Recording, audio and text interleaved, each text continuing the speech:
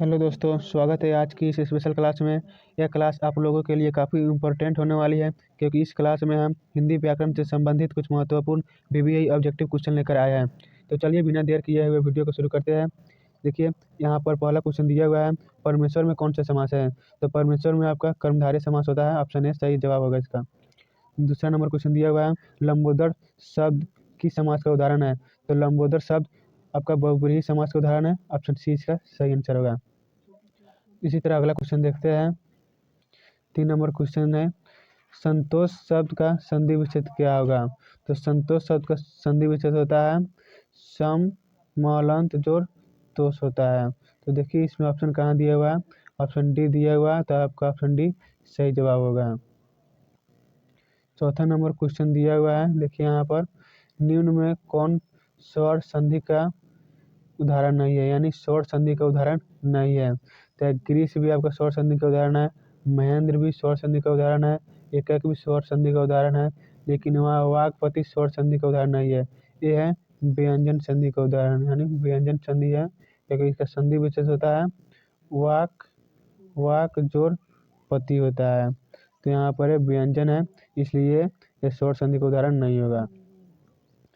5वां number question है, विदेशी शब्द में कौन समास है।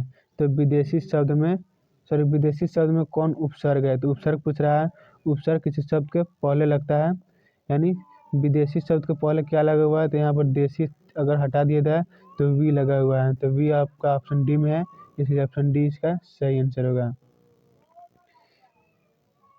6 नंबर क्वेश्चन दिया हुआ है यहाँ पर, लिखावट शब्द में कौन सा प्रत्यय है। तो लिखावट शब्द में कौन सा प्रत्यय है। तो प्रत्यय किसी शब्द के अंत में लगता है, यानी ये अंत में लगता है, तो अंत में क्या लगा हुआ है लिखावट के, इसमें आवट लगा हुआ है, ऑप्शन सी इसका सही जवाब होगा। 7वां नंबर क्वेश्चन दिया हुआ है, देखिए वर्तमान काल के कितने भेद हैं। तो वर्तमान काल के 5 भेद होते हैं, हिंदी में वर्तमान काल के 5 भेद होते हैं। 8 नंबर क्वेश्चन दिया हुआ है, भूतकाल के कितने भेद होते हैं। तो भूतकाल के 6 भेद होते हैं, ऑप्शन डी इसका सही आंसर होगा। वही आपसे अगर इंग्लिश में पूछा जाए कि वर्तमान भूत और भविष्य काल के कितने भेद होते हैं, तो इंग्लिश में यानी इंग्लिश में इन सभी के 4 भेद ही होते हैं। भूतकाल हो चाहे भविष्य काल या वर्तमान काल, सबके 4 भेद होते हैं। 9 नंबर क्वेश्चन दिया हुआ है, भविष्य काल के कितने भेद होते हैं। तो भविष्य काल के 3 भेद होते हैं, ऑप्शन बी इसका सही आंसर होगा। इसी तरह 10वां नंबर क्वेश्चन दिया हुआ है, निम्न में गुणवाचक विशेषण कौन है। तो गुणवाचक विशेषण यानी जो गुण को बताता है वही गुणवाचक विशेषण होता है। तो ये अच्छा, यह गुण को बता रहा है, इसलिए ऑप्शन डी सही आंसर होगा। 11 नंबर क्वेश्चन दिया हुआ है, मानव शब्द से विशेषण बनेगा, यानी मानव शब्द से कौन सा विशेषण बनेगा। तो ऑप्शन डी हो जाएगा, मानवीय विशेषण बनेगा। 12 नंबर क्वेश्चन है, देखिए यहाँ पर 12 नंबर क्वेश्चन है, हिंदी में कितने सर्वनाम है। तो हिंदी में कुल 11 सर्वनाम होते हैं, ऑप्शन सी इसका सही आंसर होगा। 13 नंबर क्वेश्चन दिया हुआ है, सर्वनाम के कितने प्रकार हैं। तो सर्वनाम 6 प्रकार के होते हैं, आपको याद भी होगा। अगला क्वेश्चन है 14 नंबर, टेबल पर किताब है, यहाँ पर किस कारक का चिन्ह है। तो पर यानी करण कारक में पर नहीं आता है, नहीं अपदान और नहीं सपदान में। अधिकरण कारक में होता है में और पर, 2 चिन्ह आता है में और पर, तो पर पूछ रहा है, तो आप अधिकरण कारक ऑप्शन डी इसका सही आंसर होगा। 15 नंबर क्वेश्चन दिया हुआ है, कारक के कितने भेद हैं। तो कारक के 8 भेद होते हैं, ऑप्शन सी सही आंसर है।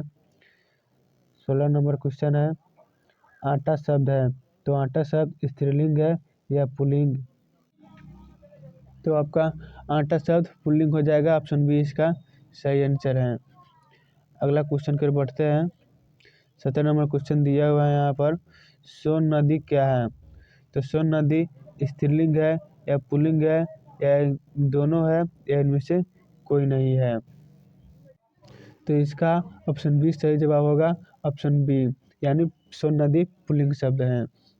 18 नंबर क्वेश्चन दिया हुआ है यहाँ पर, 18 नंबर, मंगलवार कौन संज्ञा है। तो मंगलवार किसी खास नाम है, इसलिए व्यक्तिवाचक संज्ञा है। ऑप्शन ए सही आंसर होगा। 19 नंबर क्वेश्चन दिया हुआ है, देखिए यहाँ पर निम्नलिखित शब्दों में समूहवाचक संज्ञा कौन है। तो समूहवाचक जो समूह को दर्शाता है वही समूहवाचक होता है। तो यहाँ पर सभा हो जाएगा आपका सही answer, option A. 20 number question है, पुस्तकालय शब्द है यानी पुस्तकालय कौन शब्द है। रूढ़ है या योग रूढ़ है या यौगिक है या इनमें से सभी है। तो आपका ऑप्शन सी सही होगा, यौगिक है। इस वीडियो में इतना ही प्रश्न है। फिर से अगले वीडियो में हम कुछ महत्वपूर्ण हिंदी व्याकरण से संबंधित सारे क्वेश्चन लेकर आएंगे।